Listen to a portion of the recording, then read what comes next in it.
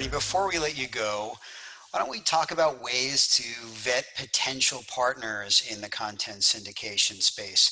What are some of the questions that we should be asking them before we make a decision about where we want to park our budgets?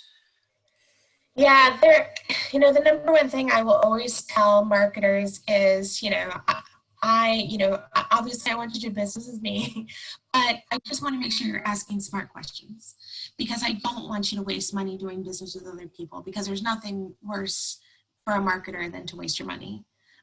Because, getting budgets is hard. It's a struggle. I do it all the time.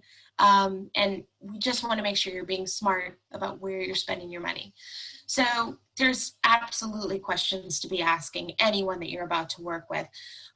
Number one being, and we've talked about this, do you have a direct relationship with that audience? How are you attracting and engaging with them? Do you have examples of content that you leverage to engage them? We haven't talked about it today, but intent-based marketing, which is a whole separate webcast that I know we're getting into for an FAQ, is really, really an important way of understanding how and what that user is doing at that moment.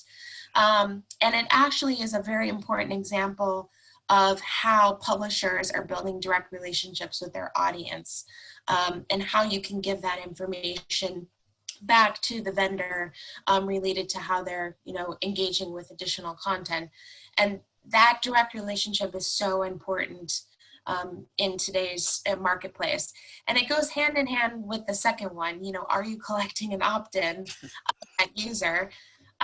It's very, very hard to get users, especially audience level people, to opt in for online marketing engagement. And they really have to want the content that they're engaging with. And so again, going back to number one, that direct relationship with the audience for a publisher is really important, because that's really the number one way that you're getting number two, which is an opted-in audience for consent and following, especially if in Europe, all the GDPR laws that need to be maintained at this time.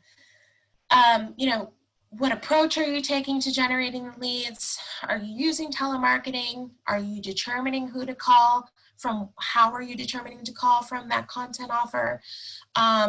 That's actually a really good question as well. I'm not against telemarketing for, demand generation. Sometimes works very well. At least it's confirming a phone number, if anything.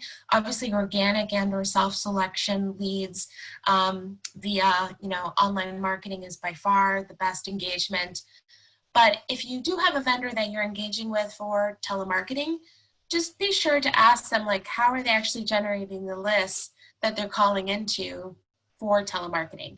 Are they doing it on intent-based marketing? Are they doing it based on publisher engagement, additional engagement with topical relevant content? Or are they just calling a scraped list that they purchased just to get people on the phone to say that they downloaded something from you? It's a very important distinction. And the last thing is, what information in the lead report are you sharing? This is actually a very, very important question. I don't think a lot of people ask, because the information and format of the lead report can be really important. I just had a marketer do a partnership with a company. We thought it was going to be a great partnership, and we did not ask this question. And we got 3 points of information back when I was expecting 15 points of information about the user. And, partial identification and information can be not very good if you actually have to then go and spend money to look up those people's country and appropriate phone number and email address and postal address and any other information, industry, employee size. Looking up all of this information from a user can be done, but it's also really expensive and really difficult that you're pulling in the correct information about that user.